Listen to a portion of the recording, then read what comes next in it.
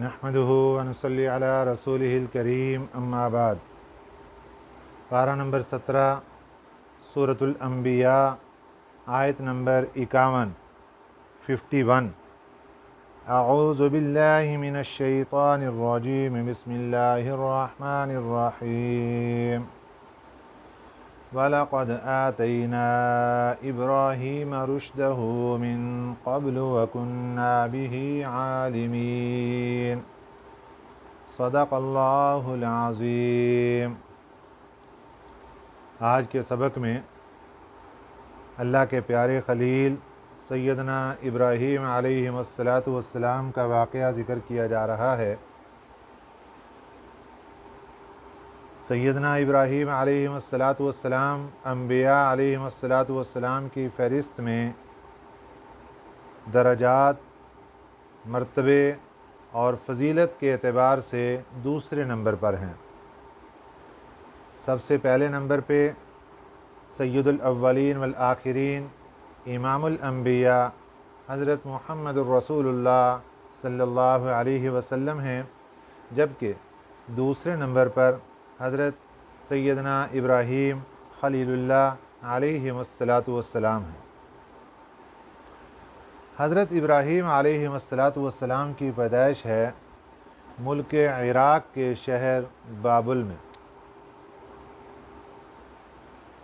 اللہ تعالیٰ کی قدرت کا کرشمہ دیکھیے کہ آپ کی پیدائش جس گھر میں ہوئی وہ بت پرست تھا، بلکہ بت فروش تھا، بتوں کو بیچا کرتے تھے، اور تمام خاندان کے لوگ مشرک، ہر طرف شرک ہی شرک تھا۔ حضرت ابراہیم علیہ السلام نے جب ہوش سنبھالی تو آپ نے شرک کی تردید فرمائی۔ اسی بات کا تذکرہ آج کے سبق میں آپ تردید کرتے کرتے قوم والوں نے ایک جگہ بت خانہ بنایا ہوا تھا اور وہاں سبھی چھوٹے بڑے بت رکھے ہوئے تھے۔ مختلف اوقات میں جا کر ان کی پوجا پاٹ کرتے تھے، جبکہ گھروں میں بھی چھوٹے موٹے بت رکھے ہوئے تھے اور مختلف مواقع میں ان سے منتیں مانگی جاتی اور ان کے سامنے اپنی مشکلات پیش کی جاتی۔ حضرت ابراہیم علیہ السلام آپ نے ان کو سمجھایا کہ یہ بت جن کی تم پوجا کرتے ہو یہ اللہ کی ذات کے ساتھ شرک ہے، لہذا اس کے بعد آ جاؤ۔ وَلَقَدْ آتَيْنَا إِبْرَاهِيمَ رُشْدَهُ مِن قَبْلُ۔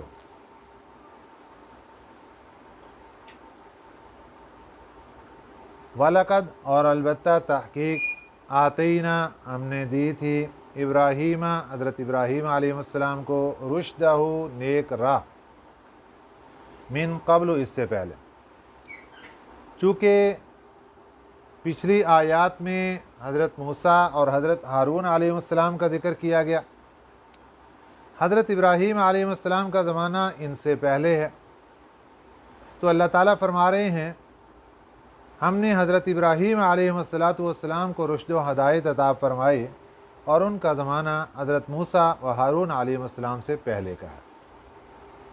وَكُنَّا بِهِ عَالِمِينَ اور ہم رکھتے تھے اس کی خبر۔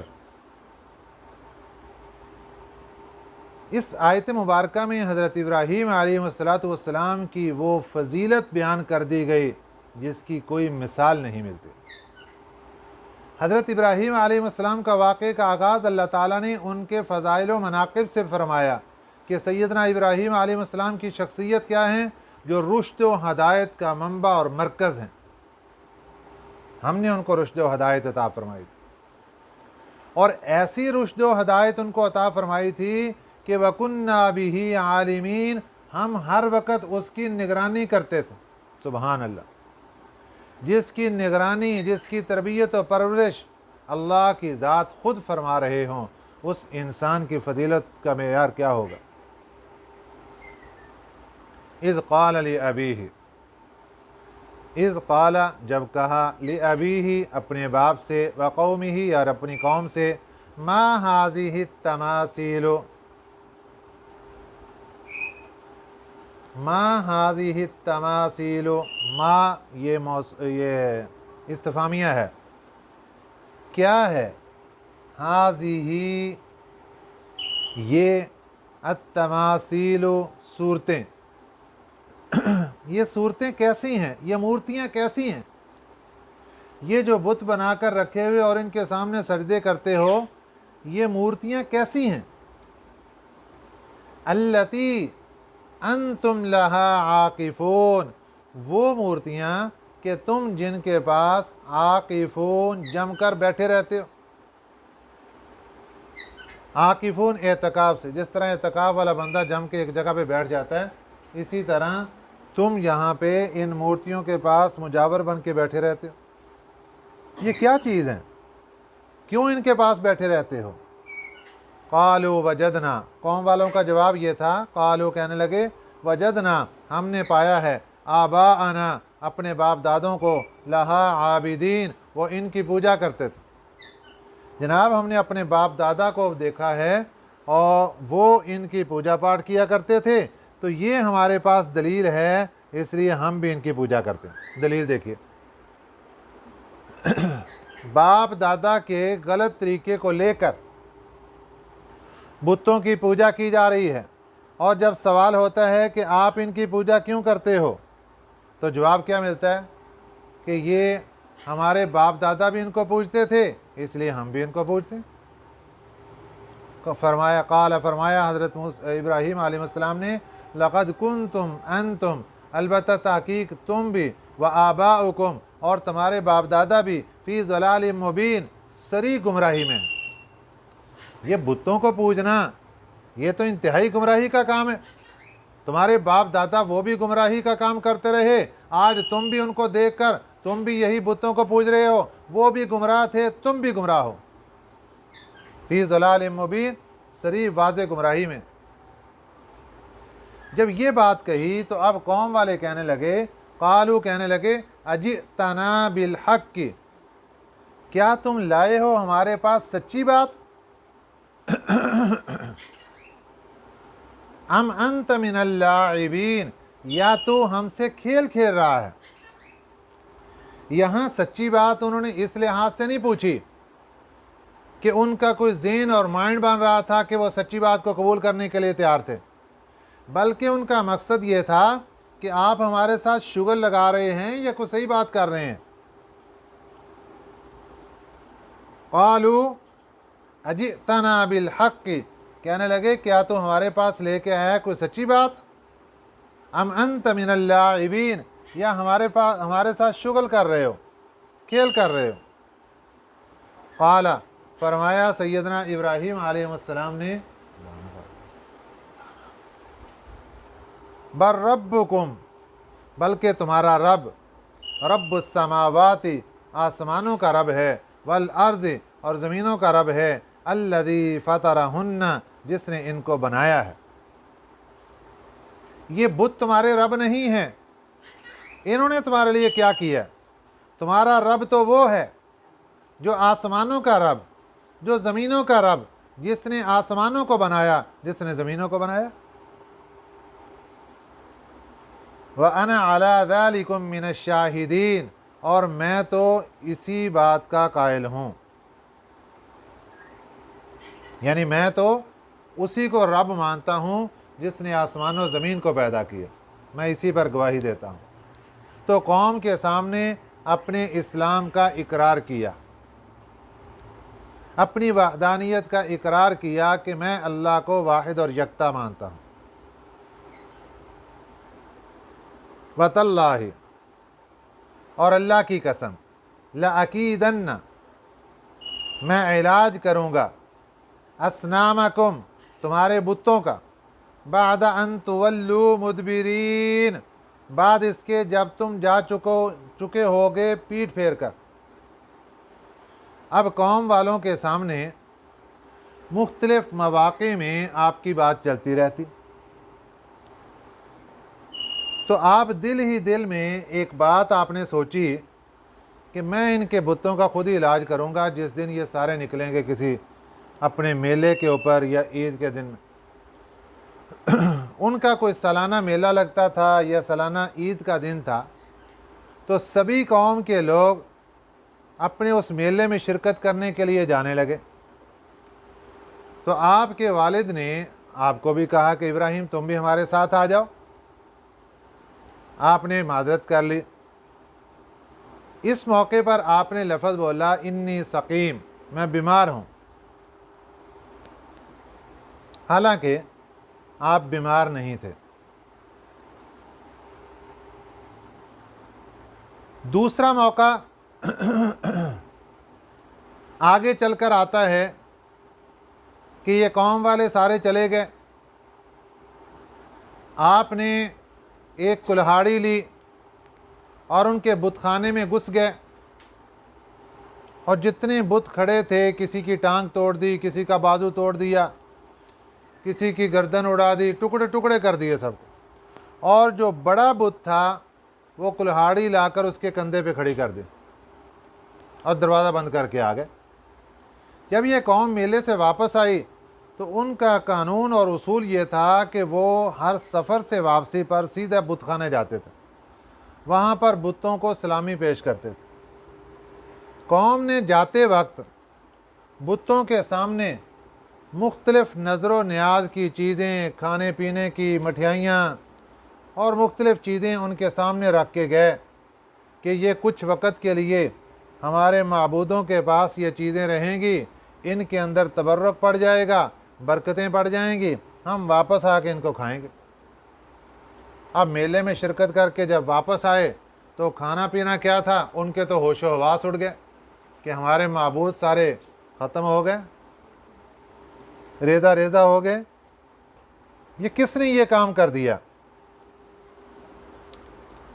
تو کسی نے ان کو کہا کہ جناب فلاں لڑکا جو نوجوان ہے، جوان لڑکا، وہ ہمارے بتوں کا ذکر کرتا ہے اور وہ ان کی مخالفت کرتا ہے، جس کا نام ابراہیم ہے.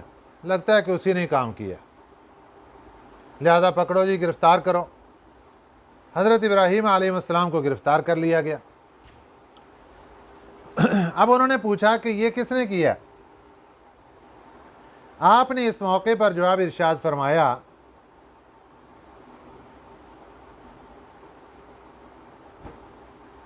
انہوں نے پوچھا کیا تو نے کیا ہے ہمارے ان معبودوں کا یہ حشر؟ آپ نے فرمایا کہ بل فعلہ کبیرہم، بلکہ ان کے بڑے نے کیا ہے. حالانکہ یہ کام تو حضرت ابراہیم علیہ السلام نے خود کیا تھا. اب جب سوال ہوا تو آپ نے اشارہ بڑے کی طرف کر دیا. یہ دوسرا موقع ہے جہاں پہ شبہ پڑتا ہے کہ حضرت ابراہیم علیہ السلام سے نعوذ باللہ کوئی جھوٹ صادر ہو گیا.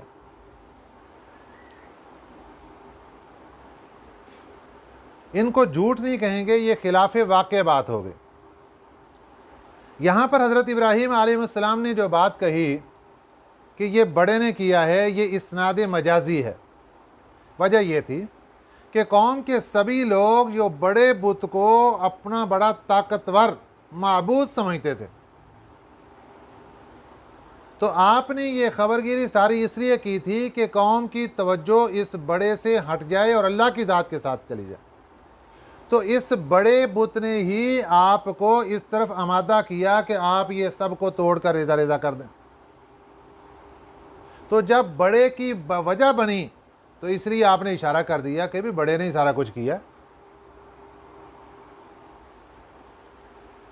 یہ دو مقام ہیں، اور ایک تیسرا مقام ہے جہاں پہ خلاف واقع آپ سے بات ہوئی. جب آپ یہاں ملک عراق سے سفر کر کے تشریف لے جا رہے ہیں اللہ کے حکم سے ملک شام کی طرف، راستے میں مصر سے گزر رہے تھے. آپ کے ساتھ اس وقت صرف دو افراد تھے.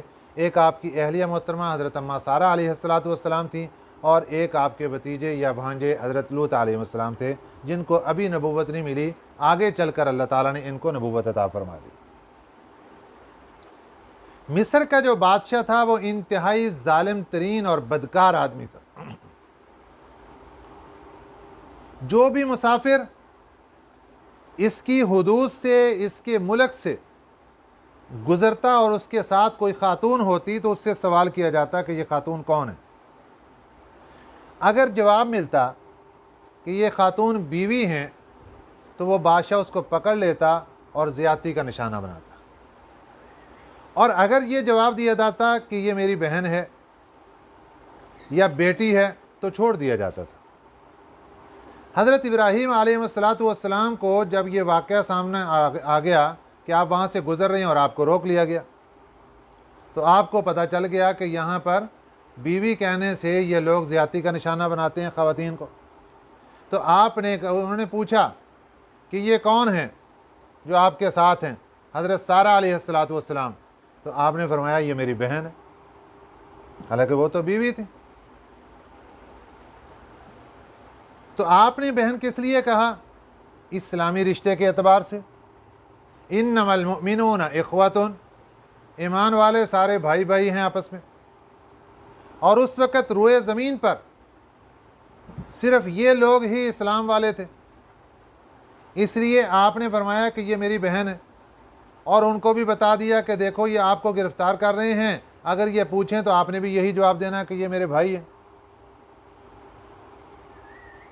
अब ये खिलाफ वाक़या बात थी। अब वहाँ पे जब बादशाह के पास उनको हाज़िर किया गया तो बादशाह ने गलत इरादे से उनकी तरफ निगाह की और हाथ बढ़ाया। अल्लाह की पकड़ आ गई। इधर हज़रत इब्राहीम अलैहिस्सलाम अल्लाह से मांग रहे हैं, अल्लाह की पकड़ आई और उसके ऊपर फालिज का अटैक हो गया बादशाह के ऊपर। तो उसने हाथ जोड़कर माफ़ियाँ मांगनी शुरू कर दी हज़रत अम्मा सारा अलैहिस्सलाम से कि मुझे माफ़ कर दो, मैं अब ऐसी गलती नहीं करूँगा। आपने दुआ कर दी, अल्लाह ने उसको छोड़ दिया, ठीक हो गया, तंदुरुस्त हो गया। अब दोबारा फिर गलत इरादा किया, दोबारा फिर पकड़ आ गई, फिर दुआ करवाई, दोबारा फिर इरादा किया, फिर पकड़ा गया। 3 मरतबा ऐसे हुआ। अब उसने हाथ जोड़ दिए कि अब मेरे मौके ख़त्म हो चुके हैं, अब आप मुझे माफ़ कर दें, अब मैं गलत इरादा नहीं करूँ। आपने दुआ फरमा दी तो उसने इनको रिहा कर दिया। और साथ चलते में अपनी बेटी जिसका नाम हाजरा था वो खिदमत के लिए पेश कर दी कि आप तो बहुत बड़ी बुजुर्गा और अल्लाह की वलिया हैं, लिहाजा आपकी खिदमत के लिए ये लड़की हाजिर है, ये आपकी खिदमत किया करेगी, बतौर खादमा के आपके साथ भेज दी।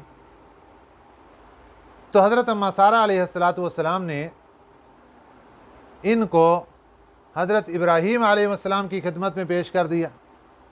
आपने इनसे निकाह फरमा लिया। ये दूसरी शादी थी हज़रत इब्राहीम अलैहिस्सलाम की हज़रत अम्मा हाजरा अलैहिस्सलाम के साथ।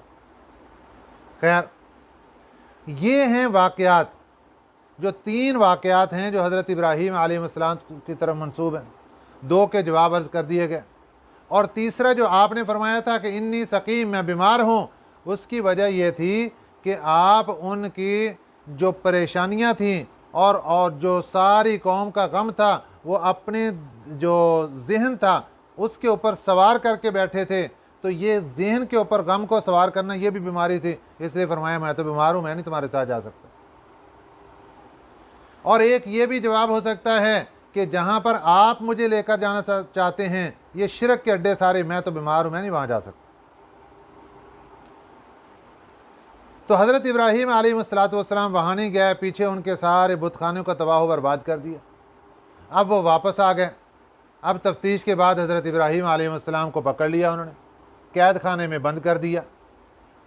अब फैसला हो गया कि इन्होंने चूँकि हमारे बुतों को तोड़ दिया, हमारे खुदाओं को तोड़ फोड़ कर दिया, हमारे माबूदों को तोड़ फोड़ कर दिया, तो हमारे खुदा हमसे तब राज़ी होंगे जब हम अपने खुदाओं की मदद करेंगे। लो, ये है शिरक का अड्डा और शिरक की इब्तिदा और इंतहा कि इंसान इतना बेअक्ल है कि खुदा ने इसकी मदद करनी है या इसने खुदा की मदद करनी। کہنے لگے ہم اپنے بتوں کی مدد کریں. کیسے مدد کریں گے؟ کہ ہمارے بتوں کی اس نے گستاخی کی، ان کو توڑ دیا، ہم اس کو سزا دیں. سزا کے لیے اعلامیہ جاری کر دیا گیا، سزا کا اعلان کر دیا کہ ان کے لیے ایک بہت بڑی آگ تیار کی جائے گی اور اس آگ کے اندر ان کو جلا کر راکھ کر دیا جائے گا. یہ سزا ہے. چنانچہ آپ کو گرفتار کر لیا گیا. اب آگ جلانے کے لیے انہوں نے 1 مہینے کا ٹائم رکھا. 1 مہینے بعد ان کو آگ جلا کر اس کے اندر ڈالا جائے گا. 1 مہینہ کیا کریں گے بھائی؟ 1 مہینہ لکڑیاں اکٹھی کی جائیں گی. چھوٹی موٹی آگ نہیں جلانی، 1 مہینہ پورا لکڑیاں اکٹھی کی جائیں اور پورے ملک سے ہر آدمی، مرد ہو عورت ہو، وہ ان لکڑیوں کے اندر اپنا حصہ ڈالے اور جیسے کیسے بھی ان لکڑیوں میں اپنا حصہ ڈال کر اس آگ کے اندر حصہ ڈالے کہ ہم ان کو جلانا چاہتے ہیں. خواتین منتیں مانا کرتی تھیں، اگر میرا فلاں کام ہو جائے تو میں حضرت ابراہیم علیہ السلام کے لیے جو آگ تیار کی جا رہی اس کے لیے لکڑیاں جمع کر کے دوں گی. اتنی لکڑیاں میں دوں گی اگر میرا فلاں کام ہو جائے. لوگ منتیں مان کر لکڑیوں کے ڈھیروں کے ڈھیر لگ رہے ہیں. پورا مہینہ آپ اندازہ لگائیں کہ گورنمنٹ، حکومت خود بھی لکڑیاں اکٹھی کر رہی ہیں، جنگلوں کے جنگل لکڑیاں اکٹھی کر کے ڈھیروں کے ڈھیر لگا دیے گئے، اور اس کے ساتھ ساتھ ادھر دوسری طرف عورتیں بھی اور عوام بھی، ہر ایک جس کے ہاتھ میں جو آتا لکڑیاں جمع ہو رہی ہیں. پھر اس آگ کو جلایا گیا. وہ آگ اس قدر تیز ہو گئی کہ بلندیوں کو چھونے لگی. بہت بلندی سے اوپر سے کوئی پرندہ گزرتا تو وہ جل کر راکھ ہو کے اندر گر جاتا. اتنی شدید آگ. اب فیصلہ کیا کہ اب ہم ان کو اس کے اندر ڈالتے ہیں. اب ڈالیں گے کیسے؟ آگ کے درمیان میں پھینکنا ہے، ڈالیں گے کیسے؟ اب شیطان آ گیا انسانی شکل میں. اس نے آ کر کہا کہ میں آپ کو ایک آلہ بتلاتا ہوں، آپ اس کو تیار کریں اور اس کے ذریعے ان کو باندھ کر آگ کے اندر پھینک دیں. کیونکہ شیطان تو دشمن ہے شروع سے. تو شیطان نے ان لوگوں کو سکھلایا کہ آپ ایک آلہ تیار کریں. وہ آلہ کیا تھا؟ منجنیق. یہ جس سے پرانے زمانے میں، اب تو توپ آ گئی، توپ کے ذریعے سے گولہ پھینکا جاتا ہے، تو پرانے زمانے میں لڑائیوں کے اندر توپ کی جگہ پر یہ ہتھیار استعمال ہوتا تھا اور اس سے بڑے بڑے پتھر بہت دور دراز تک پھینکے جایا کرتے تھے. تو یہ آلہ تیار کیا گیا اور حضرت ابراہیم علیہ السلام کے کپڑے بالکل اتار لیے گئے اور آپ کو رسیوں سے باندھ دیا گیا، ہاتھ پاؤں میں بیڑیوں سے جکڑ دیا گیا، اور پھر اس مشین اور اس آلے سے آپ کو اٹھا کر جب آگ کے اندر پھینکنے لگے تو اللہ تعالیٰ سے کی طرف تمام فرشتوں نے درخواستیں بھیجیں کہ یا اللہ، آپ کے پیارے خلیل کو آگ کے اندر پھینکا جا رہا ہے، ہم مدد کرنا چاہتے ہیں. اللہ نے فرشتوں کو اجازت دے دی، جاؤ جو کرنا چاہتے ہو کرو. اب فرشتے، ہواؤں والا فرشتہ پہنچا، اے پیارے خلیل آپ مجھے حکم دیں، ہوائیں میرے کنٹرول میں ہیں، یہ ساری آگ ابھی ایک لمحے کے اندر اٹھا کر ہواؤں کے اندر اڑا کر راکھ کر دو. حضرت ابراہیم علیہ السلام نے فرمایا نہیں، مجھے آپ کی مدد کی ضرورت نہیں، مجھے میرا اللہ کافی ہے اور اللہ میری مدد کرے گا. ادھر جناب پانی والا فرشتہ آ گیا، بارشیں کا نظام والا. اے ابراہیم آپ مجھے اجازت دیں، میں مدد کرتا ہوں، پانی برسا کے ابھی ساری کی ساری آگ کو ختم کر دیتا ہوں. آپ نے فرمایا تیری مدد کی ضرورت نہیں، مجھے اللہ کی مدد کافی ہے. مختلف فرشتوں نے اپنے آپ کو پیش کیا اور حضرت ابراہیم علیہ السلام کے بارے میں مفسرین اکرام نے لکھا ہے کہ آپ نے اس وقت اللہ کی جناب میں اپنی مدد کے لیے درخواست بھی پیش نہیں کی. صرف کس لیے کہ حضرت ابراہیم علیہ السلام کا تعلق اللہ کی ذات سے اتنا مضبوط تھا کہ وہ سمجھتے تھے کہ میں جب اللہ کے نام پہ جا رہا ہوں، اللہ خود مجھے دیکھ رہے ہیں، اللہ خود ہی میری مدد فرمائیں گے. درخواست تک بھی پیش نہیں کی. ادھر مشین کے اندر ڈال کر، اس آلے کے اندر ڈال کر آپ کو آگ کے اندر پھینک دیا گیا. اللہ تعالیٰ نے ڈائریکٹ آگ کو خطاب فرمایا، فرمایا اے آگ ٹھنڈی ہو جا اور سلامتی والی ہو جا، میرے ابراہیم کو تکلیف نہیں پہنچنی چاہیے۔ اور ادھر اللہ تعالیٰ نے حضرت جبرائیل امین علیہ السلام کو بھیجا، وہ ایک خوبصورت قالین لے کر آئے اور جنت سے خوبصورت لباس لے کر آئے۔ حضرت ابراہیم علیہ السلام کے چونکہ کپڑے اتار دیے گئے تھے، آپ کو لا کر جنتی لباس پہنا دیا گیا، آپ کے لیے قالین بچھا دیا گیا اس آگ کے اندر، آپ قالین کے اوپر بیٹھ گئے، اور جتنی آپ کو رسیوں سے باندھا گیا تھا آگ نے ساری رسیاں جلا کر خاک کر دیں، راکھ بنا دیں، اور آپ بالکل چھوٹ گئے اور بالکل آپ کے ہاتھ پاؤں سب کھل گئے۔ حضرت جبرائیل امین علیہ السلام آپ کے ساتھ بیٹھ گئے غم خاری بٹانے کے لیے کہ آپ کو پریشانی نہ ہو۔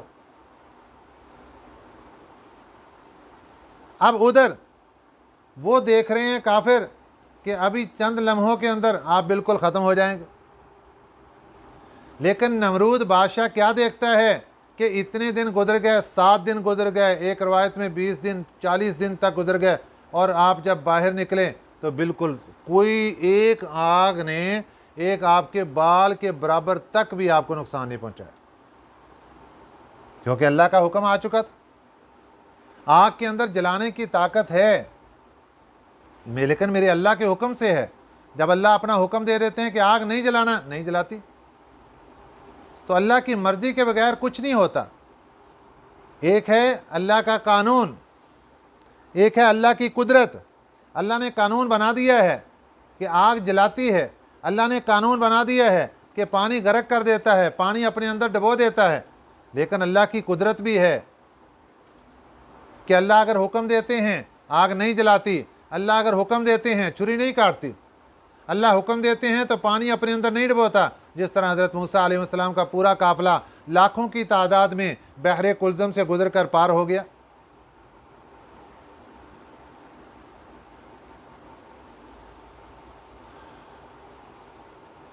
وَتَاللَّهِ لَأَكِيدَنَّ أَصْنَامَكُمْ، اور اللہ کی قسم میں علاج کروں گا تمہارے بتوں کا، بعد ان تولوا مدبرین، بعد اس کے کہ جب تم چلے جاؤ گے پیٹ پھیر کر۔ فَجَعَلَهُمْ، پھر کر دیا ان کو جزاداً ٹکڑے ٹکڑے، إِلَّا كَبِيرًا لَهُمْ، مگر جو ان کا بڑا تھا، لَعَلَّهُمْ إِلَيْهِ يَرْجِعُونَ، یہ شاید اس لیے کیا تاکہ اس کی طرف وہ رجوع کریں۔ اب اس کی طرف رجوع کریں، یہ ایک تو یہ ہے کہ بڑے جو بت ہے اس کی طرف رجوع کر کے یہ لوگ ہدایت کی طرف آ جائیں کہ یہ بڑا جو بت ہے اپنے کندھے پہ کلاڑا رکھ کے بیٹھا ہے، اس نے دوسروں کی حفاظت کیوں نہیں کی؟ لوگوں کو نصیحت ہو جائے گی اور ہدایت ہو جائے گی لوگوں کو۔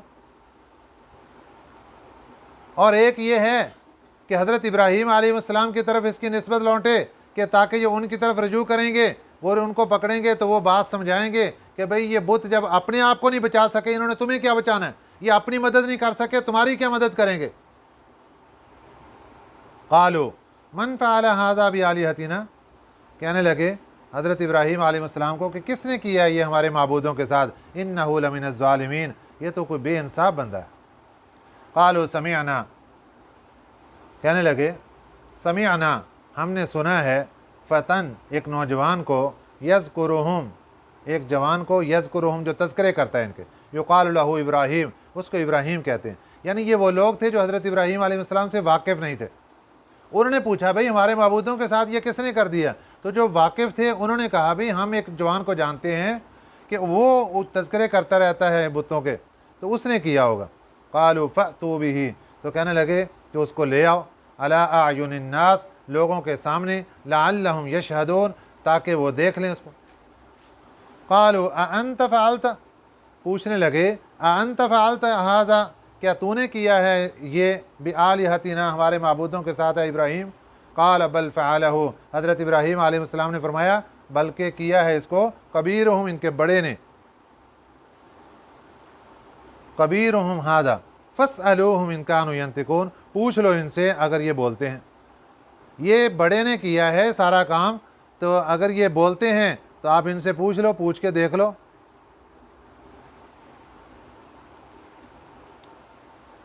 فرجعوا الی انفسہم، جب یہ حضرت ابراہیم علیہ السلام نے یہ بات کی کہ بھئی یہ اگر بولتے ہیں تو ان سے پوچھ لو، فرجعوا الی انفسہم، وہ سوچنے لگے اپنے جی میں، فرجعوا وہ لوٹے الی انفسہم اپنے جی میں، یعنی اپنے جی میں گریبان میں جا کر سوچنے لگے، فقالوا انکم انتم الظالمون، اور کچھ لوگ کہنے لگے کہ انکم انتم الظالمون، بے شک تم تو بڑے بے انصاف لوگ ہو، کن کی پوجا کرتے ہو جو آج اپنے آپ کو نہیں بچا سکے، ہمیں خاک بچائیں گے، اپنا نہیں کوئی فائدہ کر سکے ہمیں کیا فائدہ پہنچائیں گے، بڑے تم ظالم لوگ ہو۔ ثم نکسوا، پھر جھکا لیا انہوں نے، علی رؤوسہم اپنے سروں پر جھک گئے، سروں کو نیچے جھکا لیا، یعنی سوچو بچار کے اندر پڑ گیا کہ یار یہ معاملہ کیا ہوا ہے، لقد علمت ما هؤلاء ينطقون، تو کہنے لگے البتہ تحقیق تو جانتا ہے، ما هؤلاء ينطقون، کہ یہ تو بولتے نہیں ہیں، آپ کہہ رہے ہیں کہ یہ بولتے ہیں تو ان سے پوچھ لو، آپ کو پتہ ہے یہ تو بولتے نہیں، یہ تو پتھر ہیں۔ تو حضرت ابراہیم علیہ السلام نے اب بات کی، قال فرمایا افتعبدون من دون اللہ، کیا تم پوجتے ہو اللہ کے علاوہ ما لا ینفعکم، ان کو جو نہیں نفع دیتے تمہیں شیئن کچھ بھی، ولا یضرکم نہ تمہیں نقصان دیتے ہیں کچھ، نہ کوئی تمہیں نفع دیتے ہیں نہ کوئی نقصان دیتے ہیں، تم ان کو اللہ کے مقابلے کے اندر پوجتے ہو۔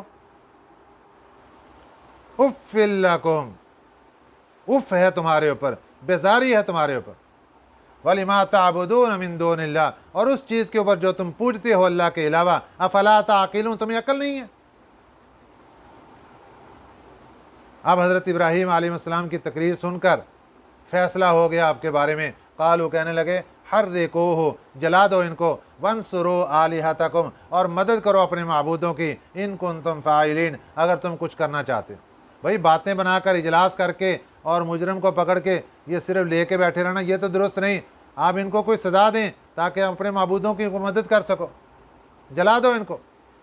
اب آپ کو آگ کے اندر ڈالا گیا تو قلنا، اللہ فرماتے ہیں یا نار رکونی، اے آگ رکونی، یا نارو کونی، اصل لفظ ہے یا نارو اے آگ کونی ہو جاؤ، بردن ٹھنڈی، و سلامن اور سلامتی والی، علی ابراہیم ابراہیم علیہ السلام۔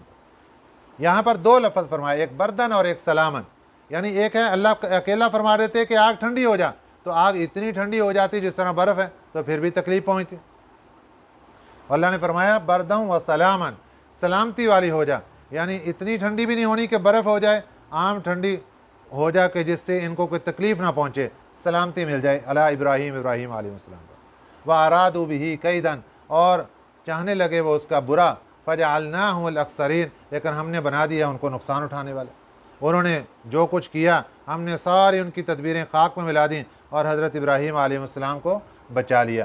وَنَجَّيْنَاهُ، اور ہم نے بچا لیا ان کو، وَلُوطًا، اور لوط علیہ السلام کو۔ یہاں سے پھر آگے حضرت ابراہیم علیہ السلام جب ہجرت کر گئے، یہ ملک عراق بابل سے شام کی طرف، یہ اس کا تذکرہ ہے، یہ اس کا انشاءاللہ کل کے سبق میں بات آئے گی۔